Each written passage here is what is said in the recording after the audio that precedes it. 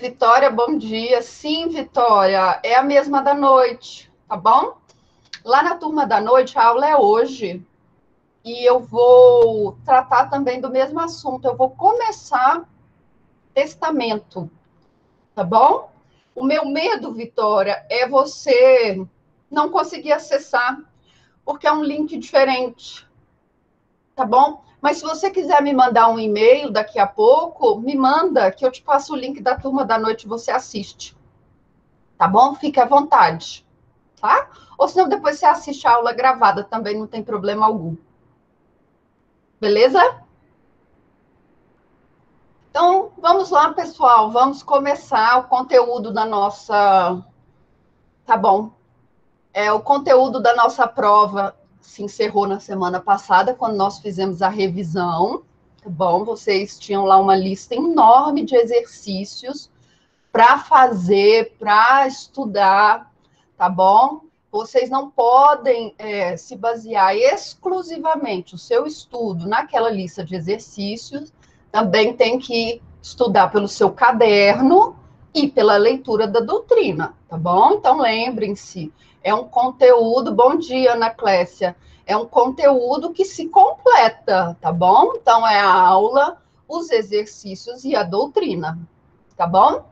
Na semana passada, nós fizemos uma revisão dos principais pontos a serem tratados, ok? A prova, eu já disse para vocês, não está difícil, mas é uma prova que você precisa de um momento seu para fazer aquela prova. Então, não faça a prova se você tiver um compromisso depois, não faça a prova se você estiver com dor de cabeça, não faça a prova se você não estiver bem. Então, você vai ter a semana inteira para fazer a prova. Vocês já estão sabendo disso, não é? O link do Avalia, ele te permite fazer a prova a qualquer momento do dia e da semana. Então, você vai ter a semana do dia 5 ao dia 9, você pode fazer a qualquer horário. Então, escolha um horário que você esteja tranquilo para fazer essa prova, tá bom? A professora está falando isso que a prova é difícil? Não. É porque a prova exige leitura, tá bom? A prova exige, então, que você esteja atento às questões, tanto as questões dissertativas quanto as questões objetivas, tá bom? Então, você precisa ficar atento. Como são questões de concurso, questões do ENAD, questões de concurso para juiz, um monte de outras coisas, as questões às vezes podem ter um peguinha, tá bom? Então, eu não quero que depois vocês falem, mas isso aqui era um peguinha, tá? Então, eu quero que vocês prestem atenção ao conteúdo das questões. Então, faça a prova com calma, tá bom? E hoje nós vamos entrar na segunda parte do nosso conteúdo. O nosso conteúdo ele é dividido em 3 partes. Primeira parte, sucessão legítima. Segunda parte, sucessão testamentária. E lá no finalzinho, nas nossas 2 últimas aulas, nós vamos falar da terceira parte, que é a parte processual da sucessão, que é aquela que nós vamos tratar de inventário, de partilha, de regras, tá bom? Então, hoje nós vamos entrar na nossa segunda parte do conteúdo, que é testamento. O que é o testamento? O que vocês acham que é um testamento? Aqui no Brasil, eu falei isso acho na primeira aula para vocês, aqui no Brasil nós temos aquela ideia de que se eu fizer um testamento, eu tô achando que eu já vou morrer, não é? Nós temos aquela ideia de que qualquer coisa que nós fizermos relacionado à nossa morte é algo ruim, é algo que vai atrair talvez energias negativas e nós vamos morrer. Não é isso, tá bom? O testamento, exato, Mateus, é uma forma de expressar a minha vontade. Como eu quero que a minha vontade prevaleça no meu pós-morte, tá bom? O que eu quero fazer com os meus bens no pós-morte, tá? Porque se eu não fizer nada, a gente vai obedecer aquela regra que nós vimos agora, a sucessão legítima. Então, se eu não tenho testamento, os meus herdeiros vão ser aqueles que o Código Civil estabeleceu. tá bom? Mas e se eu não quiser deixar tudo para os meus herdeiros? E se eu quiser deixar alguma coisa para uma instituição de caridade? Se eu quiser deixar alguma coisa para um parente que eu tenho uma afinidade muito grande, como que eu vou fazer isso? Bom, como que eu vou fazer um testamento? Como que eu vou obedecer a essa minha vontade final? Então, você vai fazer isso por meio de um testamento. O testamento é um ato unilateral. O que isso significa? Que sou eu, a pessoa que vai testar os bens, que vou decidir a forma como eu vou colocar esses bens. Então, eu não preciso de uma aprovação de uma outra pessoa, eu não preciso de uma contraprestação de uma outra pessoa, eu não preciso de nada. É a minha vontade exclusiva, tá bom? Então, vamos falar desse testamento. Ontem, né, eu tento incentivar as pessoas de que o testamento é uma forma de se evitar grandes problemas, tá bom? Problemas sempre vamos ter, tá bom? Porque a relação humana, ela já gera problemas. Convenhamos, não é? E quando envolve bens, gera muito mais problemas ainda, não é? Então, quando nós temos bens envolvidos, nós temos ainda mais problemas. Então, o testamento ele vai diminuir um pouco do atrito que você pode causar com a morte de determinada pessoa, tá bom? Então, nós temos de incentivar para os nossos parentes, para os nossos clientes, a importância de se fazer um testamento, tá bom? Eu falo aqui em casa, eu falo para minha mãe, tá? Eu falo para o meu pai, falo, olha, vamos fazer um testamento. A minha mãe, por exemplo, quer deixar alguns bens para os meus sobrinhos, que numa sucessão legítima não herdariam nada, tá? E se deixasse numa sucessão legítima e nós passássemos para eles, nós pagaríamos o imposto 2 vezes, não é verdade? Não seria uma renúncia translativa, tá? Então, para evitar esse tipo de situação, nada melhor do que fazer um testamento, tá bom? Então, vamos ver o que está envolvido por trás desse testamento, desse ato jurídico. Ele é solene, ele também não é um negócio bagunçado, não, tá bom? Deixa eu entrar aqui.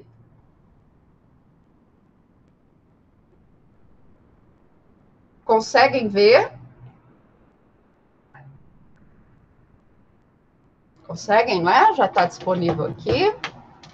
Sim, então vamos lá. Hoje eu só quero começar, eu não quero falar muito, tá bom? Do testamento,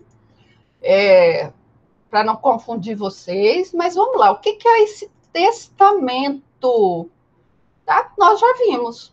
É a expressão da autonomia da vontade, ok?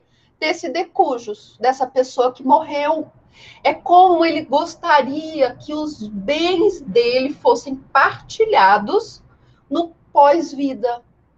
É um negócio jurídico, ok? Eu trouxe 2 classificações, 2 conceitos, que são conceitos clássicos. Um é do Pontes de Miranda, bom?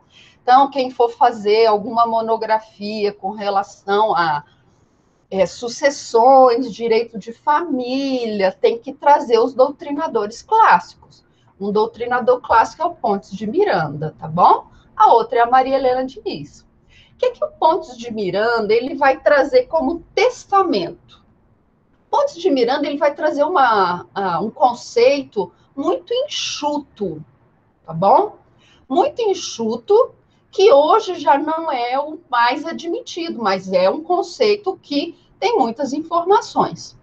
Testamento é o ato pelo qual a vontade de um morto cria, transmite ou extingue direitos. O que ele está falando? Que com esse testamento, a propriedade do bem que é de determinada pessoa vai passar para outra. Tá bom? Então, é isso que ele quer dizer com esse conceito. Então, que o ato de vontade dessa pessoa que falece é a transmissão desse direito, é essa sucessão da titularidade de determinado bem, ok? A Maria Helena Diniz, por outro lado, ela vai trazer um conceito muito mais interessante, que vai fazer o seguinte, é um ato personalíssimo. O que é um ato personalíssimo? É aquele ato que só aquela pessoa pode realizar. Então, por exemplo, eu quero me casar. Casamento é um ato personalíssimo? Quer dizer que ninguém pode me representar lá no momento do meu casamento? Não, tá bom? Eu posso casar por procuração. Vocês viram isso semestre passado, não é verdade? Eu posso fazer uma procuração dando plenos poderes para alguém me representar no meu casamento. Tá bom? Posso fazer isso. Mas o que é um ato personalíssimo? É aquele que só eu, mais ninguém. Eu não posso passar uma procuração, eu não posso, vir um espírito, meu espírito ir lá, entrar no corpo da outra pessoa, não. É um ato personalíssimo, só eu posso fazer. Então, sobre os meus bens, ok? Só eu posso dispô-los em testamento. Eu não posso dar uma procuração para o meu irmão fazer o meu testamento para mim. Ok? Eu não posso fazer isso. Porque quem faz o meu testamento sou eu. Ok? Então, ele é um ato personalíssimo. E revogável.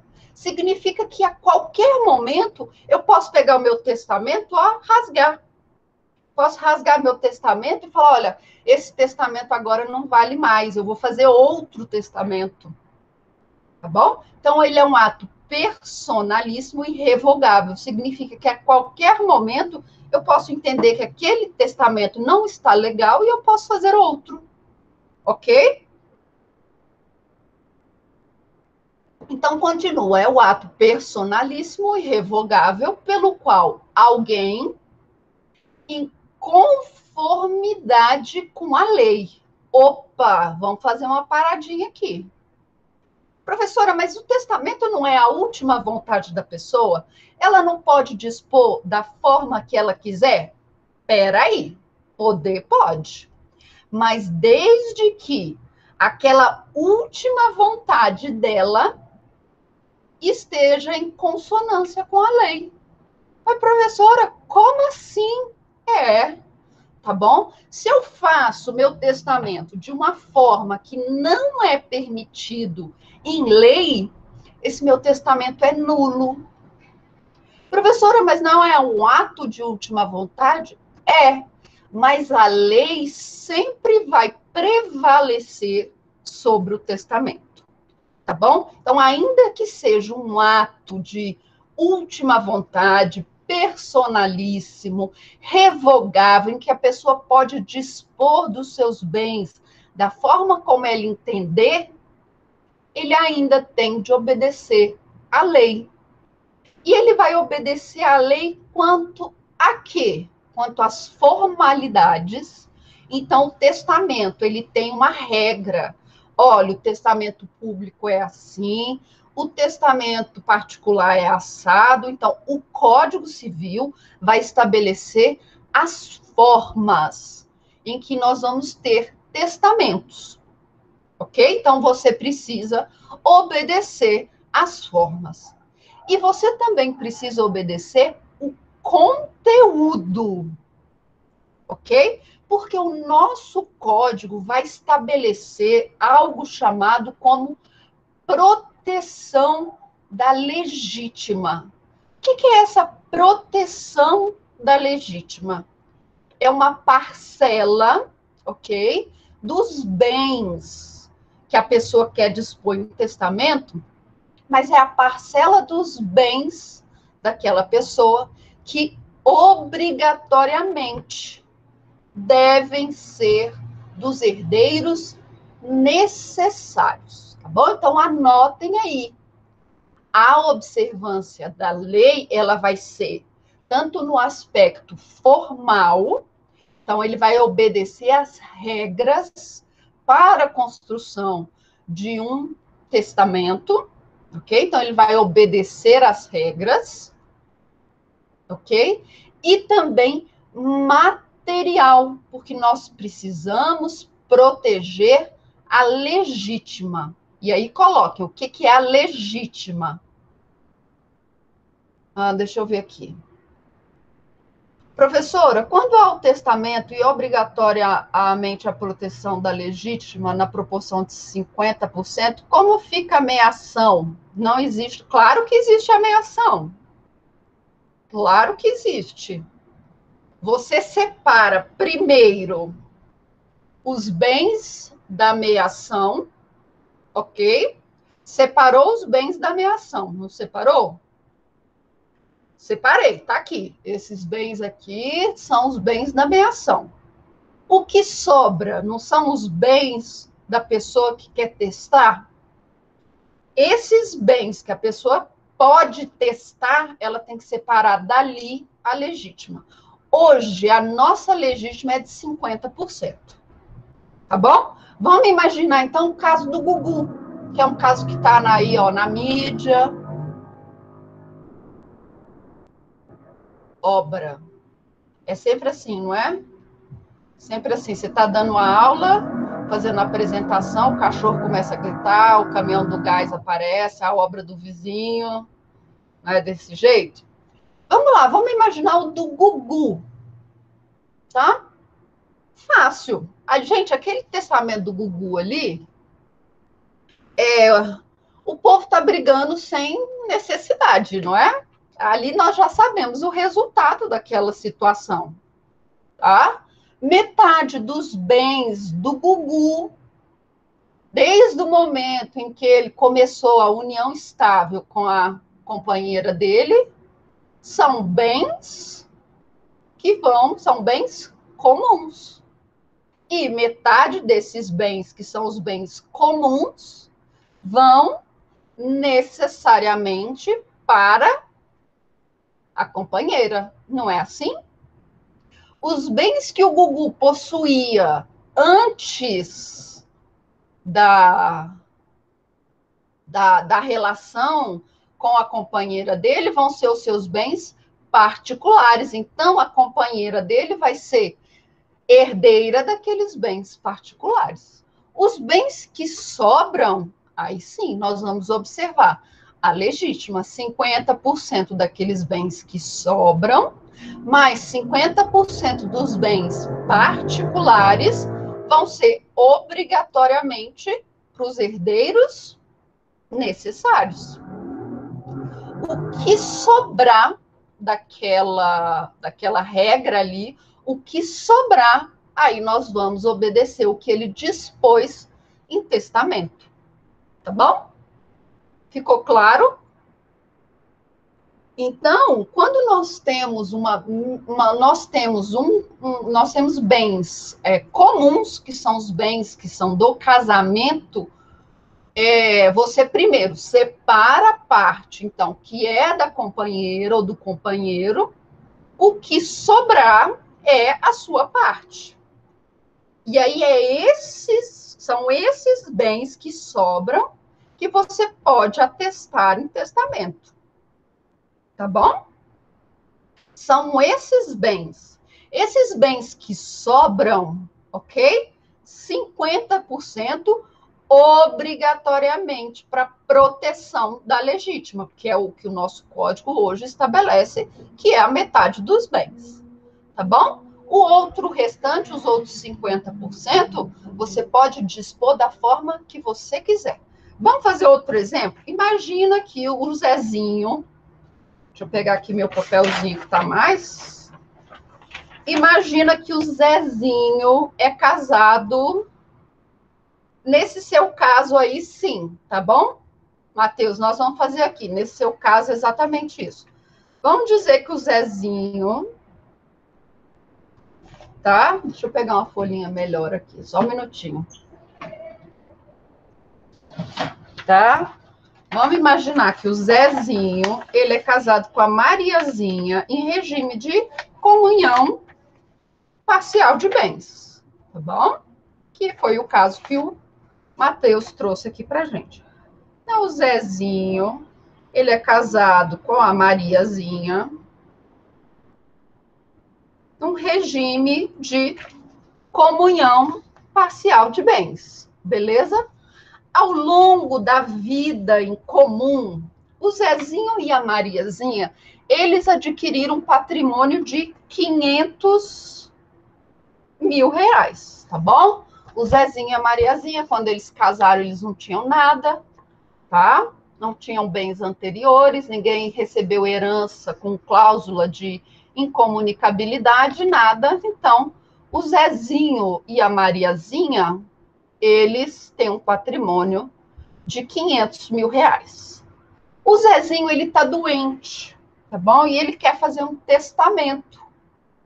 Como que ele pode fazer esse testamento?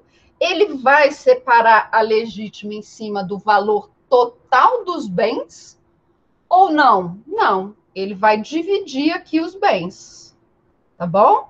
Ele tem direito a 250 mil e a Mariazinha tem direito a 250 mil. Ok? Desses bens que sobram, então, do Zezinho, o que ele tem direito, que é dele, é 250 mil. Não é verdade? Desses 250 mil, quanto que obrigatoriamente ele precisa guardar para a legítima? 50%. Então, 125 mil, obrigatoriamente, ele tem que guardar para os seus herdeiros necessários. Ok? Obrigatoriamente, ele vai guardar para os seus herdeiros necessários. E os outros 125 mil? Ele pode dispor da forma que ele quiser. Olha, meus 125 mil que sobra, então aquilo que eu posso dispor realmente, então dessa totalidade dos 125 mil que eu posso dispor da forma como eu quiser. Como que ele vai fazer isso? Ele vai dar 100 mil para o filho preferido. Olha só. Mas, professora, a senhora disse que não podia fazer distinção entre os filhos. Não pode, não pode. Mas na sucessão legítima, tá bom? Lá na sucessão legítima, tá? Então, vamos lá. 100 mil ele vai dar para o filho preferido, tá bom? Que o filho preferido está precisando, está iniciando um negócio, ele precisa de dinheiro. 10 mil ele vai dar para o filho mais velho, tá bom? 10 mil ele vai dar para o filho mais novo. E 5 mil ele vai doar para a igreja. Ok? Então, essa é a divisão que ele fez. Tá bom? Ele pegou os bens que ele podia dividir e dividiu da forma como ele quis. 100 mil para o filho preferido, 10 mil para o filho mais velho, 10 mil para o filho mais novo e 5 mil para a igreja. Ok? Isso, então, é um testamento. Ele separa, então, aquilo que faz jus como meia-ação. O que sobra, então, são seus bens, ok? E aqui ele vai dividir o restante da forma como ele entender. E vamos lá, e esses 125 mil dos herdeiros necessários, para quem vai? Os 125 mil dos herdeiros necessários, para quem vai? Que regra nós obedecemos aqui dos herdeiros necessários? Mateus, descendente e cônjuge? O cônjuge, nesse caso, recebe quando ele é casado pelo regime de comunhão de bens? Só os descendentes, tá bom? Então, aqui, os herdeiros necessários vão ser os descendentes. Ok? Lembrando, sim, Mateus, você achou que tinha acabado sucessão legítima? Não, você tem que lembrar lá da sucessão legítima. Por quê? Porque a proteção da legítima, ela vai obedecer às regras da sucessão legítima. Aguenta, aguenta sim, tá bom? Aguenta. É muito fácil isso, Matheus. Quando eu acho que eu estou aprendendo, vejo que eu estou muito longe. Não, não, é porque você está confundindo os conteúdos, tá bom? Olha, realmente, os herdeiros necessários são três, tá bom? Os herdeiros necessários: descendente, ascendente e cônjuge, ok? Mas quando nós formos fazer aqui a divisão da legítima, nós vamos obedecer a mesma regra da sucessão legítima, tá bom? Então, tudo que nós vimos na primeira parte do nosso bimestre vai valer para a sucessão legítima. Tanto que. Isso mesmo, Carlos. Isso mesmo. Então, tanto que nós nem falamos mais da divisão aqui da legítima, porque a divisão da legítima ela vai obedecer necessariamente às regras da sucessão legítima. Tá bom? O que interessa para a gente é essa parte que você pode dispor. É esse na sua continha aí, esses seus 25%. Tá? Nem todos os casos vão ser 25%, tá, Matheus? Cuidado, ok? Mas a ideia é essa, tá bom? A ideia é essa. A sucessão legítima a legítima, né, a proteção da legítima, nós vamos obedecer todas as regras da sucessão legítima, tá? Então, vamos voltar para o professor. Em regra, caso não tenha testamento, a herança é dividida entre os filhos, se houver, e o cônjuge, dependendo do regime de bens. Exato, Maria Isabel, exato, tá bom? A concorrência dos filhos com o cônjuge depende do regime de bens, tá? Depende do regime de bens. Então, vocês vão ter que olhar lá nas nossas anotações com relação ao cônjuge, tá bom? Que tem lá os regimes de bens que nós olhamos, quando que o cônjuge, no regime de bens de comunhão universal, ele vai ser meieiro e quando que ele vai ser herdeiro, se é que ele vai ser herdeiro. No regime de comunhão parcial, quando que ele vai ser meieiro, quando ele vai ser herdeiro. No regime de separação de bens, tá? Quando ele vai ser herdeiro, quando ele vai ser meieiro. Então, vocês têm que lembrar disso, ok? Podemos continuar a seguir? Então, a Maria Helena, ela vai dizer que o testamento, então, é esse ato personalíssimo, irrevogável. Então, a qualquer hora, o Zezinho, se ele melhorar dessa doença, ele pode ir lá e revogar esse testamento. Ele fala, não, olha só, durante a minha doença, o meu filho preferido, ele não foi me visitar um dia no hospital, ele é um desnaturado, depois de tudo que eu fiz para ele pode revogar esse testamento? Pode, tá bom? Então, no qual alguém, em conformidade com a lei, não só não só dispõe para depois de sua morte, no todo ou em parte do seu patrimônio, mas também faz outras estipulações. O que ela quer dizer com isso? Que o patrimônio da pessoa, ele pode ter caráter patrimonial, como também extrapatrimonial. O que é esse extrapatrimonial?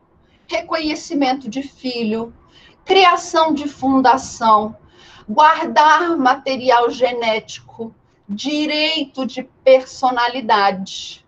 O que mais? Olha, eu vou deixar como meu caráter extrapatrimonial no meu testamento as minhas memórias. Eu quero que os meus filhos lancem um livro com as minhas memórias ou com as minhas poesias, ok? Isso também pode ser um caráter extrapatrimonial. Ok? Então, além do patrimônio, eu também posso estabelecer outras situações, tá bom? Olha, eu quero deixar os meus bens para o fulano de tal, mas os lucros, tá, do aluguel desse bem, eu quero que vá para a igreja por um período de 10 anos, tá bom? Então, eu posso criar regras para o meu testamento. Beleza? Onde está previsto o testamento? Onde está previsto esse testamento? Lá nos artigos 1857 em diante, ok? Em diante você vai ter, então, os testamentos. É o que vocês vão ler para a próxima prova. Sim, é o que vocês vão ler para a próxima prova, a partir do 1857. É muita coisa? É um pouquinho, bom? É um pouquinho, mas nada absurdo. Ler o código é fundamental? É, tá? Às vezes a leitura do código vai te auxiliar, às vezes a leitura do código vai tornar a sua dúvida ainda maior, tá? Isso acontece. Vamos lá. Quais são as principais características de um testamento? Ele é um negócio jurídico, tá bom? Então, ele é um negócio jurídico. Todas aquelas regras que vocês viram lá em Direito Civil 3, 2, sobre negócio jurídico, ele vai se aplicar aqui para a gente. Então, ele é um negócio jurídico. Por quê? Porque ele visa a regulamentar o interesse da pessoa que está envolvida naquele negócio jurídico. Ok? Ah, professor, mas negócio jurídico não tem que ser bilateral? Não. Negócio jurídico pode ser também unilateral, e o testamento é a prova disso. Tá bom? Então, ele vai regulamentar os interesses pós-morte daquela pessoa. Ok? O que mais? Ele é unilateral. Tá bom? Eu já disse para vocês aqui, inclusive é um ato personalíssimo, não é? Ele é unilateral. Então, é uma parte, tá bom? Só tem uma parte de um lado, não tem outra parte do outro lado. É só uma parte. O testador. Ele também é gratuito ou benévolo. O que é isso? Vamos imaginar que eu quero comprar um carro, tá bom? Eu quero comprar um carro. Eu dou dinheiro, não é assim? E a pessoa de quem eu vou comprar o carro não me dá o carro? Não existe uma contrapartida? Eu dou o dinheiro para a pessoa e a pessoa me dá o carro. Não é assim que funciona num negócio oneroso? Não é, pessoal? Num negócio oneroso, ele me dá o carro e, em contrapartida, eu dou o dinheiro. Não é assim? Aqui no testamento, não. Aqui no testamento não tem nada em troca. Olha, eu vou deixar, o Zezinho vai deixar 100 mil para o filho preferido. O filho preferido não tem que dar nada em troca para o Zezinho. Até porque o Zezinho morreu. Não é verdade? O testamento ele só tem validade depois da morte do Zezinho. Então, não existe contrapartida, não existe remuneração. tá bom? Não existe o que muitos doutrinadores vão chamar de sacrifício bilateral. Eu vou abrir mão de algo, mas vou receber outra coisa no lugar. Eu vou abrir mão do carro, mas em compensação eu vou receber o dinheiro. Aqui não. Aqui o Zezinho, quando falecer, ele simplesmente vai entregar os 100 mil, ele não, né? O juiz vai entregar os 100 mil para o filho preferido, ok? Vai entregar os 100 mil para o filho preferido e não vai receber absolutamente nada em troca, tá bom? Então, é um ato gratuito ou benévolo. Ele é causa-mortes, é o que eu acabei de dizer. Ele só produz efeitos após a morte do testador. Enquanto o Zezinho, que é o rapaz do nosso exemplo aqui, enquanto ele estiver vivo, aquele testamento não produz efeito jurídico, tá bom? Enquanto o Zezinho estiver vivo, aquele documento em que está o testamento é só uma folha de papel, ok? Ela não produz efeitos, ela não serve como prova, absolutamente nada. É uma folha de papel que está na gaveta, ok? Então, enquanto o Zezinho não falecer, aquele documento do testamento, ele não gera efeitos jurídicos, ok? Como eu disse para vocês, ele é formal. Então, ele precisa obedecer às formalidades do Código Civil, seja pela quantidade de testemunhas, seja pela idade da pessoa que vai testar, seja pelo local que você vai fazer aquele testamento, seja pela observância da legítima, ok? Tudo isso. Então, nós vamos observar as formalidades. Além disso, o testamento é um ato personalíssimo. É que nem você quando for pegar sua carteirinha da OAB, tá bom? É você que vai pegar sua carteirinha da OAB, tá bom? É um negócio personalíssimo. O testamento só pode ser feito pela pessoa que vai testar, tá bom? Então, eu não posso dar uma procuração para o meu irmão e falar para ele, ó, Rodrigo, meu irmão chama Rodrigo, ó, Rodrigo, vai lá no cartório, eu marquei um horário aqui, mas sabe como que é, né? Eu não estou indo no cartório porque tá aqui na pandemia, não é? Eu não quero sair de casa, eu estou fazendo isolamento social desde março, tá? Que eu não saio de casa. Então, vai lá, eu vou te passar uma procuração aqui, vai lá no cartório e faz meu testamento para mim. Pode isso? Não, tá bom? Não pode. Testamento é personalíssimo, tá bom? Eu posso ir com meu irmão e falar, não, vamos lá, meu irmão, que eu tenho um horário marcado no cartório, vamos lá, eu vou fazer um testamento, aí você também faz junto comigo, e aí eu indico, mando umas coisas para você se eu morrer, se você morrer também, você coloca umas coisas para mim, posso fazer isso? Não, tá bom? O testamento também, ele deve ser algo individual. Eu vou ao cartório, vou fazer o meu testamento. Se o meu irmão quiser ir depois de mim fazer o testamento dele, pode, mas ele não pode fazer o testamento no mesmo momento em que eu estiver fazendo. Ok? E ele é revogável. Como eu disse para vocês, a qualquer momento eu posso pegar aquele documento, cancelar e fazer um novo. A única exceção é para reconhecimento de filho. Bom?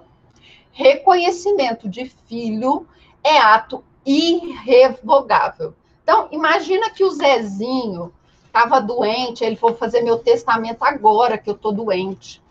Eu vou reconhecer um filho que eu tive fora do casamento, tá bom? Eu tive esse filho fora do casamento, eu nunca reconheci. Então, agora que eu estou morrendo, está me dando assim um peso na consciência, vou reconhecer. Aí ele vai lá no cartório, quando estiver fazendo o testamento dele, e reconhece esse filho. E aí ele melhora. Aí ele fala, ah, não, melhorei, agora eu não quero mais reconhecer essa criança, não é? Ele pode ir lá no cartório e revogar esse reconhecimento? Não, tá? Ele pode revogar o testamento com relação aos bens como um todo, mas com relação ao reconhecimento do filho, não. Isso aí ele não consegue revogar, tá bom? Ele não consegue revogar, isso aí vai ficar registrado lá no cartório. Beleza? Alguma dúvida até agora? Professora, posso afirmar, então, que o testamento é ato precário? Mateus, não sei, não. Não, ele, na verdade, ele não pode ser um ato precário, tá? Não. Que ainda que ele não gere efeitos imediatos, ele vai gerar efeitos. Tá? E muitos efeitos, por sinal, inclusive efeitos extrapatrimoniais. Tem essa parte do reconhecimento do filho, que ainda que seja algo pós-morte, não pode ser revogado. Eu acho que não, viu, Matheus? Eu não enquadraria num ato precário. Não. Tá bom? Eu não enquadraria. Não. Mas assim, eu vou ver se tem algum doutrinador. Deixa eu anotar aqui. Eu vou ver se tem algum doutrinador, eu não me lembro também de ter visto alguém falar, classificar, então, o testamento como um ato precário. Eu não me lembro, mas eu vou fazer uma pesquisa para ver se tem alguém que fala, tá bom? Mas eu acho que não, beleza? Porque ainda que ele não gere, né, os efeitos imediatos, ele é um ato extremamente formal. Nós vamos ver que ele precisa de testemunhas, ele tem várias regras, tá? Então, acho que não, tá bom? Vamos lá, quais são as nossas regras gerais? Estou falando muito rápido, vocês estão entendendo? Eu não quero entrar muito no conteúdo, tá? Eu quero só essa parte mais geral, para não começar a confundir a cabeça de vocês. Vamos lá, as regras gerais. Capacidade de testar, tá bom? Então, a capacidade para... A palavra certa não seria nem testar, não é? O verbo certo seria atestar. Estava até conversando isso com a estagiária. Testar é o ato de fazer um teste. Atestar é o ato de confirmar algo, tá bom? Escrever algo. Então, aqui seria a capacidade para atestar, ok? O que nós precisamos para poder fazer um testamento? Primeira coisa, você ter capacidade testamentária ativa. E onde que está isso? Lá no 1860, ok? Então, esse é um artigo que você vai marcar, ok? 1860. E aqui nós vamos lembrar lá do início, quando nós vimos a teoria das nulidades, tá bom? Quando você tem um ato que é praticado por alguém absolutamente incapaz, que é absolutamente incapaz, deixa eu corrigir isso aqui, tá? Absolutamente incapaz. Ok? Quando nós temos um ato que é praticado por alguém absolutamente incapaz, aquele ato é nulo. Se ele é praticado por alguém relativamente capaz, ele é anulável. Por quê? Porque se ele for benéfico para o menor ou para o relativamente capaz, ele vai ser válido. Vocês lembram disso? Da teoria das nulidades? Lembram, não é? Então, vamos lá no 1860. O que diz o 1860 sobre a capacidade testamentária ativa? Além dos incapazes, não podem testar os que, no ato de fazê-lo, não tiverem pleno discernimento. Parágrafo único. Podem testar os maiores de 16 anos. Ok? Então, os maiores de 16 anos, desde que eles não sejam absolutamente incapazes ou que eles não estejam no seu juízo mental perfeito, eles não podem testar. Bom? Eles não podem. Combinado? Então, a capacidade testamentária ativa vai ser para os maiores de 16 anos e os absolutamente capazes, tá bom? Então, você tem que ser maior de 16 e absolutamente capaz. Combinado? Então, maior de 16 anos e está no seu discernimento completo. Beleza? Artigo 1861 diz o seguinte. Isso aqui, gente, cai tanto em prova, esse artigo 1861. Então, marque esse artigo com uma cor especial, tá bom? Porque ele cai na prova tanto, ele despenca em provas de concurso, tá? Ele despenca em prova de concurso. O 1861, tá bom? O que isso significa? Vamos lá, vamos ler o 1861. A incapacidade superveniente do testador não invalida o testamento. O que isso significa? Digamos que hoje eu faço o meu testamento. Eu sou maior de 16 anos? Sou. Infelizmente, mas sou, tá? Eu queria voltar lá nos meus 15 anos, ou a vida era tão boa, não tinha preocupação. Tá, era uma delícia, né? 15 anos, mas eu tenho mais de 16 anos? Tenho. Eu estou em plena, eu tenho pleno discernimento do que eu estou fazendo? Às vezes eu acho que não, mas hoje eu estou, tá bom? Hoje eu estou nos meus plenos discernimentos. Então eu vou fazer um testamento, bom? Fiz o testamento hoje. Saí de casa para ir ao supermercado. Quando eu estava no caminho, eu sofri um acidente, eu fui atropelada, tá bom? Na faixa de pedestre. E tive que ser levada às pressas para o hospital. E lá no hospital, olha, gente, infelizmente, eu vou ficar ali no hospital anos e anos e anos vegetando.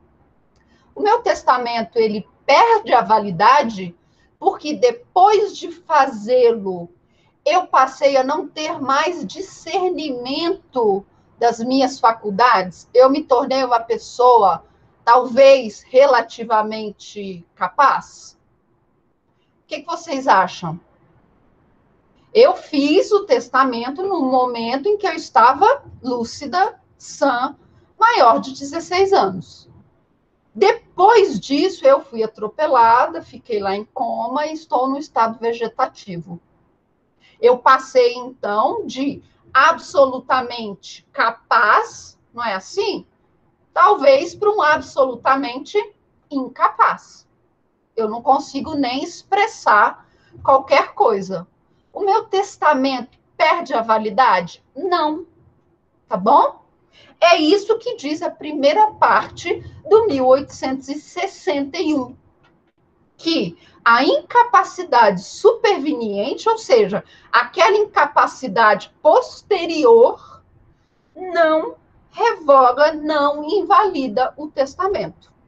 Tá bom? O testamento é válido, exatamente.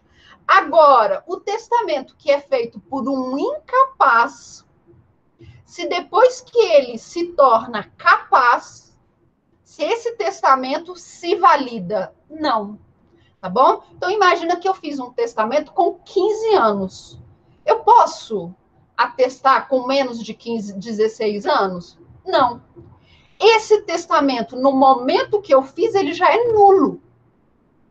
Não significa que, quando eu fizer 16 anos, esse testamento vai se validar. Não, porque no momento que eu fiz o testamento, ele era um ato jurídico nulo, ok?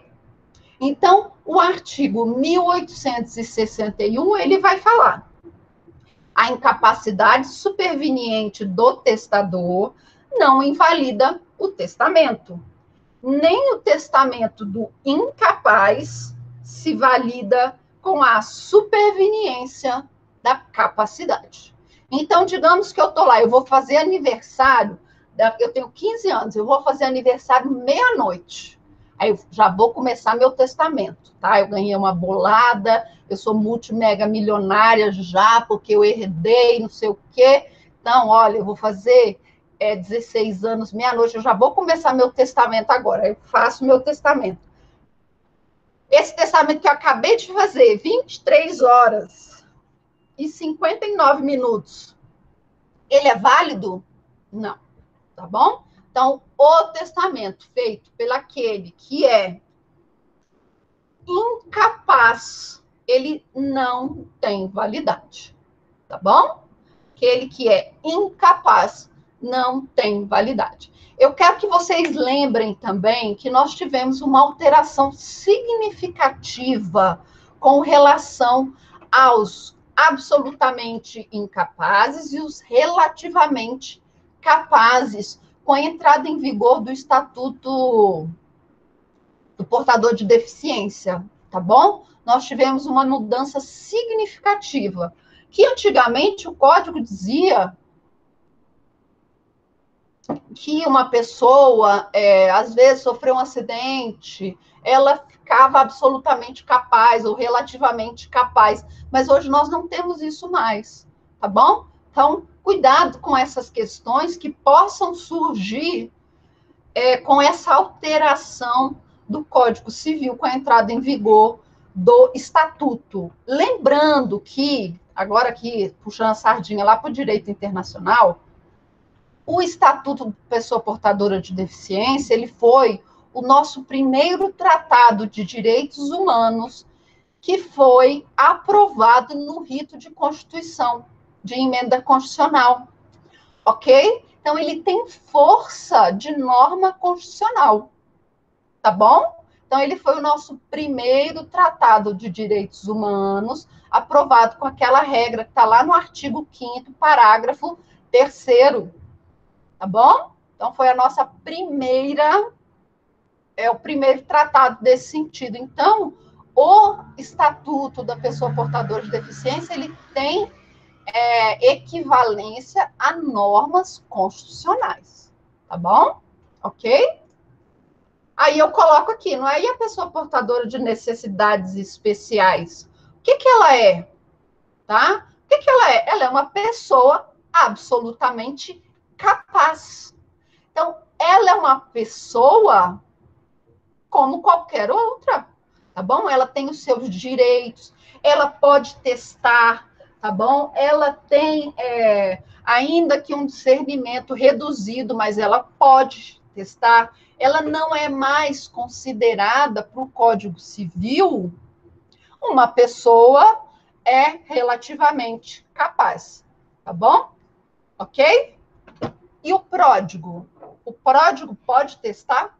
O que é o pródigo? Pródigo é uma pessoa que gasta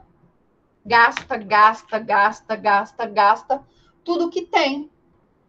Meu pai tem uma cunhada, meus pais são separados, né? E meu pai tem uma cunhada que ela é pródiga, tá? Ela não pode ficar com dinheiro na mão, porque ela gasta tudo, tá bom? Ela gasta tudo. Mas até o pródigo, ele pode testar? Ele pode fazer um testamento? Até o pródigo pode. Bom, e onde ele vai falar isso? Lá no 1782, tá bom? No 1782, ele vai dar ao pródigo esse direito de testar, porque ele vai falar o seguinte: a interdição do código só o privará sem curador, emprestar, transigir, dar quitação, alienar, hipotecar, demandar ou ser demandado e praticar, em geral, os atos que não sejam de mera administração. Tá bom? Então, até o pródigo, ele pode testar, ele pode chegar a fazer um testamento da seguinte maneira: olha, eu quero deixar os meus bens para os meus filhos da seguinte maneira. Os bens que eu não posso administrar, não é? Mas os bens que eu tenho, que estão lá, estão no meu nome ainda, mas eu não posso, porque eu estou interditado. Esses meus bens eu quero, metade dos bens vão para a legítima, a outra metade, né? A outra metade, o bolo, 100%, né? Da metade que eu posso dispor, eu quero dar para o meu amigo Zezinho, para o meu amigo João, para o meu filho mais velho, para o meu filho mais novo, e não quero deixar nada para minha mulher. Ele pode fazer isso? Pode, tá bom? Mas a doutrina, esse é um daqueles temas, não é, que dificilmente pode cair numa prova de marcar X, uma prova objetiva. Por quê? Porque a doutrina, ela vai divergir quanto ao assunto, tá? Essa é uma boa questão para eu colocar na prova dissertativa do semestre que vem. Pródigo, não é? Pródigo. O pródigo pode testar? Pode fazer um testamento? E aí? Para o Código Civil, pode. Mas para a doutrina, parte vai entender que não, parte vai entender que sim. Parte da doutrina vai entender que um relativamente capaz, que seria, por exemplo, pródigo, ele não pode dispor porque ele não tem muito discernimento daquilo que ele está fazendo. Tá bom? Ele não está com as suas faculdades mentais 100%. Então, nós teríamos de obedecer às regras da teoria da nulidade, que aquele que é absolutamente incapaz, quando ele pratica um ato, aquele ato é nulo.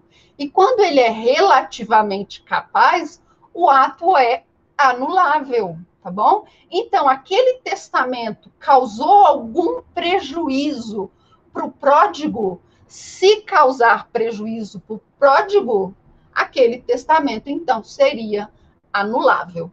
Tá bom? Ok? Então, nós temos de lembrar que a pessoa portadora de necessidades especiais, sim, ela pode testar lá com base no Estatuto da Pessoa com Deficiência, então não tem problema nenhum. E o pródigo, em regra, pode. Tá bom? Em regra, o pródigo pode testar. Mas a doutrina vai questionar esse dispositivo do Código Civil. Tá bom, pessoal? Posso continuar? Conteúdo patrimonial do testamento, ok? Vamos lá. Os bens da legítima, eles não podem ser objeto do testamento. O que isso significa? Eu não posso pegar os 50% que a lei, tá bom, determina e falar o seguinte: olha, desses 50%, eu quero que o meu filho fique com o carro, o meu outro filho fique com o apartamento e que o meu outro filho fique com as aplicações. Eu não posso fazer isso. Por quê? Porque lembra que eu falei para vocês que os bens, quando nós temos uma sucessão legítima, os bens, eles são um bolo. Lembra que eu falei que ele é um bolo? Até brinquei com vocês, não foi? É um bolo que está assando, não é? Esse bolo está lá no forno, tá bom? Não é assim? Quando chegar lá na partilha, é que eu vou cortar o pedaço do bolo, não é verdade? Os bens do patrimônio, tá? Os bens são os ovos, a farinha, tá bom? A manteiga, o leite, não é assim? Aí você põe tudo ali, mistura, não é? E põe o bolo. Lá na partilha que eu vou pegar aquele bolo e vou dividir. Tá bom? Esse pedaço de bolo aqui é seu, esse pedaço de bolo aqui é do fulano. Não é dessa forma? A mesma coisa acontece aqui com os bens da legítima. Os bens da legítima, eles vão obedecer obrigatoriamente todas as regras que nós tivermos lá da sucessão legítima, tá bom? Isso significa o quê?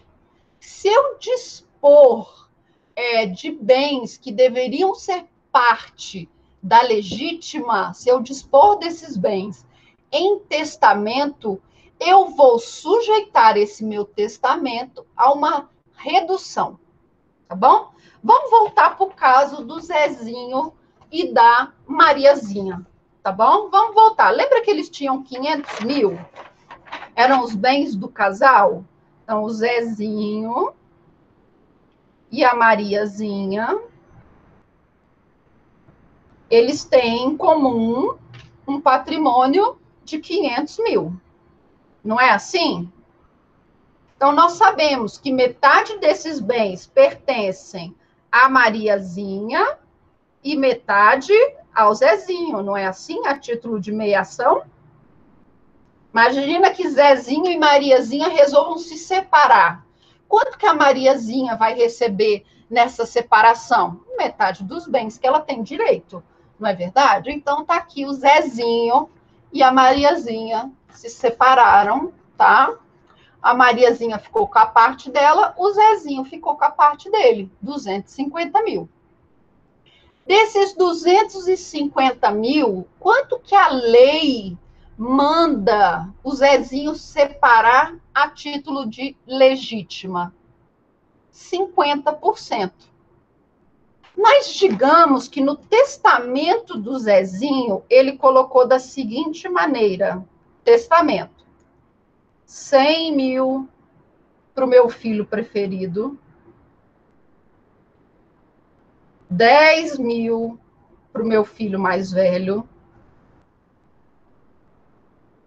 20 mil para o meu filho mais novo.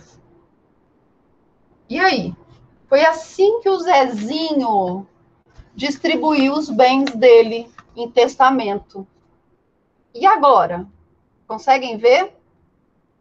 Quanto que nós temos aqui de bens que o Zezinho colocou no testamento dele? Quanto que o Zezinho colocou aqui no testamento dele? Ele não colocou mais? Olha só, soma aqui. Quanto dá isso aqui? 130 mil. Mas ele só podia dispor de 125. O que vai acontecer com essas disposições testamentárias? Elas vão ser reduzidas até o montante que seja alvo da sucessão da legítima. Então, vamos ter de tirar 5 mil da sucessão aqui testamentária. Ok? Nós vamos ter que tirar, então, os 5 mil da sucessão testamentária. Beleza? Nós vamos tirar proporcionalmente. Tá? Ok? Alguma dúvida com isso? Alguma dúvida com redução das disposições testamentárias? Então, a redução das disposições testamentárias, ela vai ocorrer, ok? Quando no testamento, o testador, ele excede o valor que ele poderia dispor, tá bom? E o que são os bens extrapatrimoniais? Tudo que não for patrimônio, tá bom? Tudo que não for dinheiro, tudo que não for nesse sentido. Então, podem ser as memórias, um livro de receita da avó, tá bom? Pode ser um anel, uma bijuteria, mas que tem um significado, tá? Pode ser o reconhecimento do filho, pode ser a coleção de bonecas, pode ser... que mais? Que mais, gente? Me ajuda aí. Que bens extrapatrimoniais? Pode ser a coleção de latinhas, de cerveja. Meu irmão teve uma época que ele tinha uma coleção de latinhas, tá? Valia alguma coisa? Não. Ali você vai vender para o rapaz lá no ferro para reciclar, não dava R$ 2, não é? Amanda, a coleção de moedas pode ser bem patrimonial, tá bom? Porque você pode ter moedas ali raras, com preços bem elevados, tá?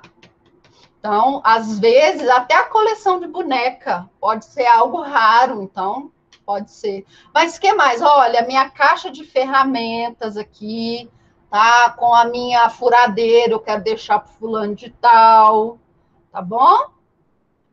Coleção, ainda mais as antigas, essas são as que mais valem. Ok? Então, digamos, olha, aqui aqui no meu escritóriozinho, tem um quadro que eu acho uma gracinha. Esse quadro tem algum valor financeiro? Não. Mas eu quero que esse quadro vá para o meu sobrinho. Coleção de livros, olha, esses meus livros aqui, que já está tudo desatualizado, não é? Esses livros que estão desatualizados, eu vou deixar para o meu afilhado. Sim, isso tudo é bem extrapatrimonial, tá bom? Então, bens extrapatrimoniais são aqueles que não têm uma condição financeira muito expressiva. Essa questão chega na ideia de fungibilidade dos bens? Talvez, tá? Talvez, mas eu estou tentando imaginar um bem fungível que ele poderia ser patrimonial.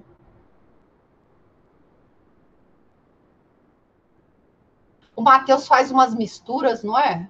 Ele vai lá naquelas coisas mais antigas do direito. Mas eu estou pensando aqui, tá, Matheus? Tá certo, Matheus, é isso mesmo. Tem que trazer. Pode, Matheus, pode. Tá? Pode. Mas olha, por exemplo, a coleção de moedas, ela cai por terra essa teoria, tá? Porque ela pode ser um bem fungível e um bem infungível. Vai que é uma coleção de moedas de brincadeira. Vai que é uma coleção de moedas, sei lá, moedas. Vai que é uma coleção de cartões do Pokémon. Será que isso tem alguma validade? Sim, tá? A ideia do bem extrapatrimonial é exatamente isso que você falou, é o valor sentimental da situação, tá? É o valor sentimental. Sim, complica. Tá? Então, olha, essa minha coleção aqui de cartões do Pokémon, eu quero deixar para o meu sobrinho mais novo, tá? Para um dia ele ver como que nós brincávamos, tá? Ou eu vou deixar essa minha máquina aqui de datilografar. Imagina, tá? Eu quero deixar aqui, ó, essa máquina de datilografar para o meu sobrinho ver como, tá? Para o meu sobrinho, ele ver como que era antigamente. Beleza? Pode ser, tá? Que para mim tem valor tanto sentimental, tanto econômico. Como ficaria nesse caso, professora? Meu bisavô tinha uma coleção de moedas, ninguém chegava perto. Ele falava que não tinha valor, né? Aham, Amanda, cuidado, tá? Essa coleção de moedas pode valer muito dinheiro. Ana Clécia, que para mim tem valor tanto sentimental quanto econômico. Como ficaria nesse caso? Ele vai entrar como um bem patrimonial. Tá bom, Ana Clécia? Tá? Se você acha que ele tem um valor econômico expressivo e ele já foi avaliado nesse sentido, ele vai entrar como um conteúdo patrimonial. Tá? Mas tem várias outras coisas. Memórias, livro de poesia, que a pessoa, às vezes, não quer monetizar aquilo ali, mas quer fazer um livro de poesias, só para ter o livro, sabe? ou quer fazer um livro contando as memórias dela, aquilo ali é um conteúdo extrapatrimonial. E ele também pode fazer parte do testamento, tá? Beleza? Então, o testamento ele vai ser composto tanto de um conteúdo patrimonial, ou seja, bens com valores elevados, quanto bens extrapatrimoniais, que são apenas sentimentos, tá bom? São apenas sentimentos. Mais sentimentais do que realmente financeiros, tá bom? Que às vezes a pessoa, pode acontecer de a pessoa não ter bens. Pode acontecer isso? Pode.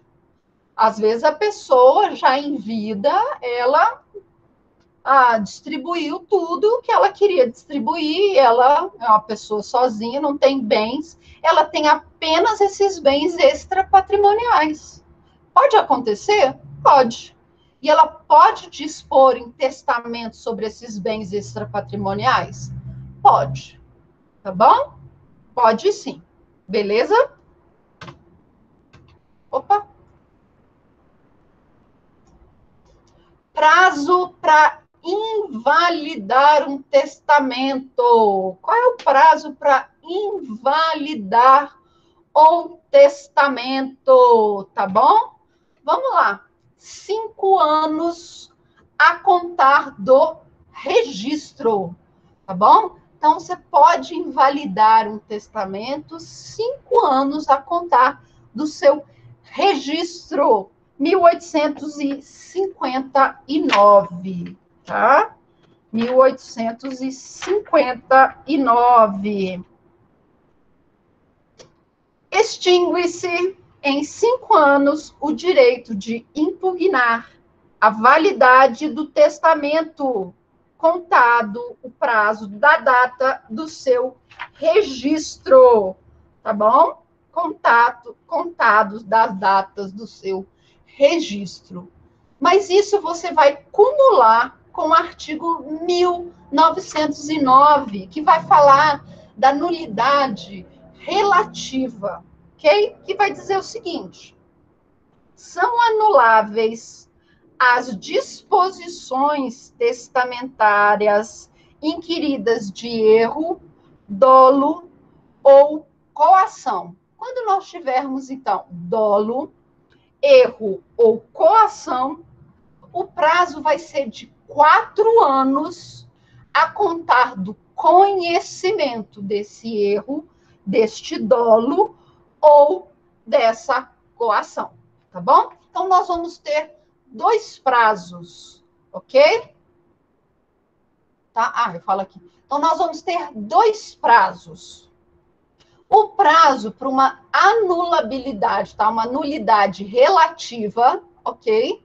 Então, para uma nulidade relativa, olha, isso aqui foi feito com menos testemunhas do que deveria ser, tá bom? O prazo vai ser de 5 anos, então, para contagem dessa nulidade, um prazo prescricional de 5 anos contados do registro.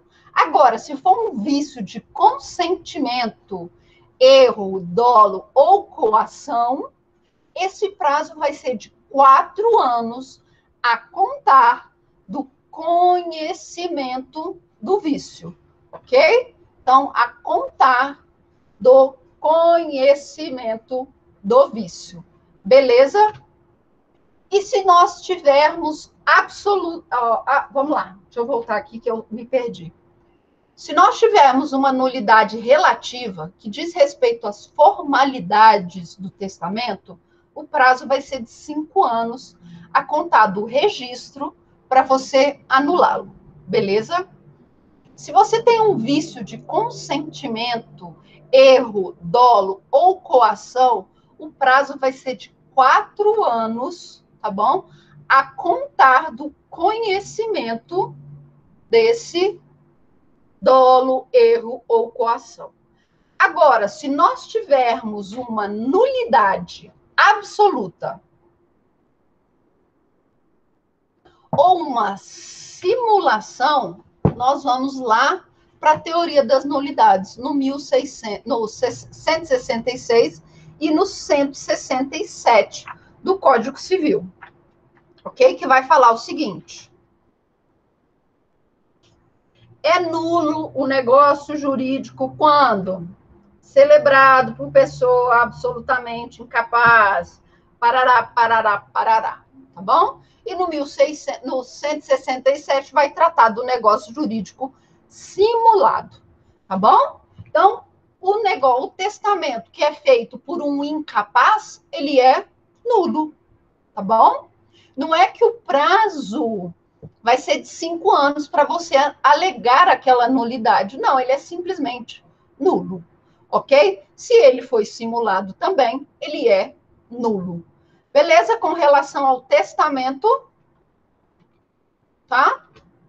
Vamos lá. E o prazo para você falar sobre essas nulidades, tá? Existe uma corrente que vai falar o seguinte: quando nós temos uma nulidade absoluta ou uma simulação, a corrente majoritária vai entender que esse prazo para você alegar nulidade, ele vai ser de 5 anos. Eu discordo, tá? Eu estou mais lá com a corrente minoritária, porque para mim isso é matéria de ordem pública. Esse ato, para mim, é nulo. E ele não convalesce com o tempo. Tá bom? Então, vamos lá. O que eu disse para vocês com relação àquele artigo, que eu falei assim, olha, marca esse artigo aqui, que ele cai em toda a prova, o 1861. Não é verdade? O que diz o 1861? A incapacidade superveniente do testador não invalida o testamento. Nem o testamento do incapaz se valida com a superveniência da capacidade. Então, imagina que um menor de 15 anos fez um testamento. Tá bom? Esse testamento, de acordo com o Código Civil, ele é nulo ou ele é anulável? O testamento do menor de 16 anos. Para o Código Civil, esse testamento é nulo ou ele é anulável? Não, ele é nulo, tá? Ele é nulo. Ele não é anulável, ele é nulo. E aí você vai ter com base 1861, 166, você vai ter o 1860, parágrafo único, todos esses artigos falando que esse ato é nulo. Tá bom? Agora, olha o que acontece. Olha o que a doutrina majoritária entende. Olha, tudo bem, o ato é nulo. Mas se você não alegar essa nulidade no prazo de 5 anos, esse ato que era nulo, ele passa a ser válido. Ué, professora, mas o código está falando que nem o testador incapaz, nem o testamento do incapaz se valida com a superveniência da capacidade. Tá? E aí? Olha só a situação que a doutrina majoritária ela nos coloca. Ela diz que não, que com o tempo, se eu não alegar a nulidade desse ato no prazo de 5 anos, caducou o meu prazo. Houve uma decadência. Tá?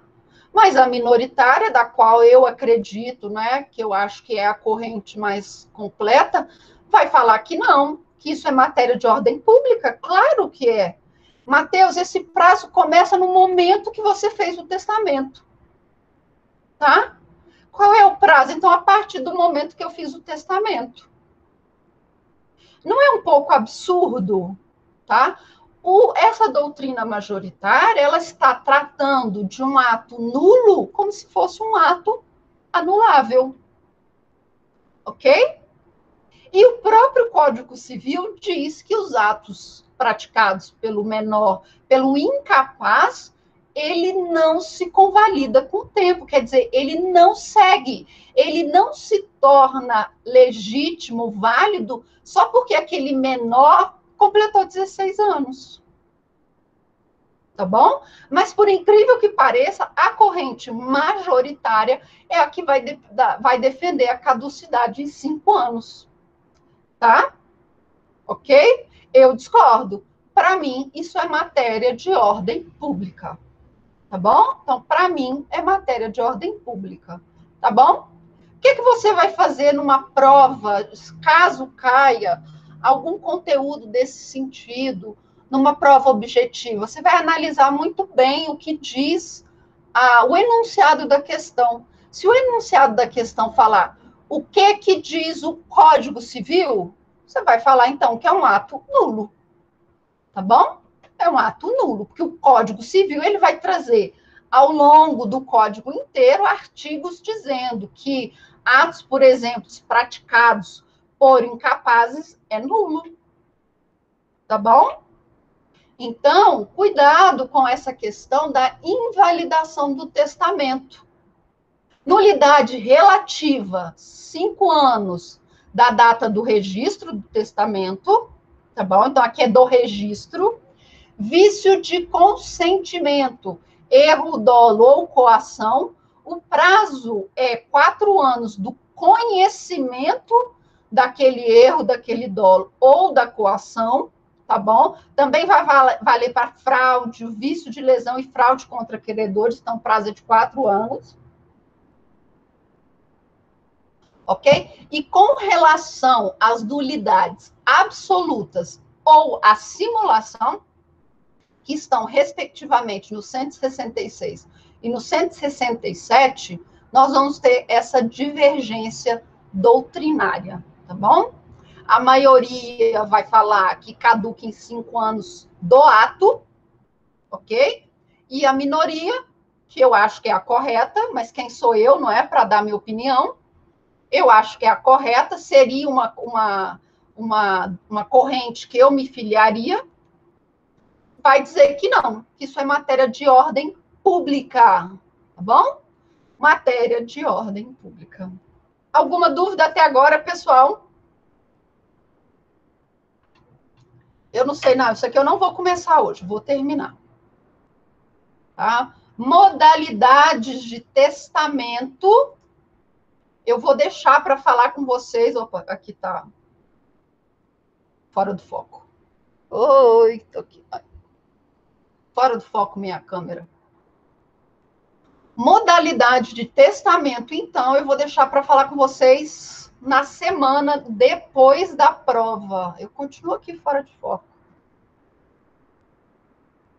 Acho que agora foi. Tá bom? Que eu não quero entrar muito aí com vocês. Agora foi. Para não ficar muito conteúdo. E sendo que isso é um assunto que nós vamos voltar um pouquinho na aula depois da prova. Ok? E eu quero que vocês estudem, beleza? A prova é semana que vem. Então, pessoal, um beijo, boa prova, tá bom? Estudem, estudem, estudem, tá? 8º semestre é fácil, tá? 8º semestre é fácil, mas precisa estudar, tá? Um beijo para vocês e até a semana que vem é prova. Capa preta, né? Semana que vem é prova, não tem aula. Então, até daqui 14 dias. Tá bom? Não, Matheus, é um prazer. E eu vou pesquisar aquilo que você me falou sobre o ato precário, tá? Eu vou dar uma olhadinha sobre o ato precário, mas eu acho que é aquilo mesmo que eu falei, tá bom? Aula de Halloween, é verdade, Halloween essa semana. Vou me fantasiar e ficar em casa. Ótima ideia. Que dia que vai dar 31? Ah, esse mês não é. Ah, não, esse mês é só de 30. Halloween é mês que vem. Tá? Que aí, semana que. Deixa eu ver que dia que vai dar 31 aqui. Que aí eu vou dar aula fantasiada. Ah, não, é sábado, não dou aula. Eu ia dar aula fantasiada. Tá bom, pessoal? Um beijo para vocês. Tchau. Aulão da OAB?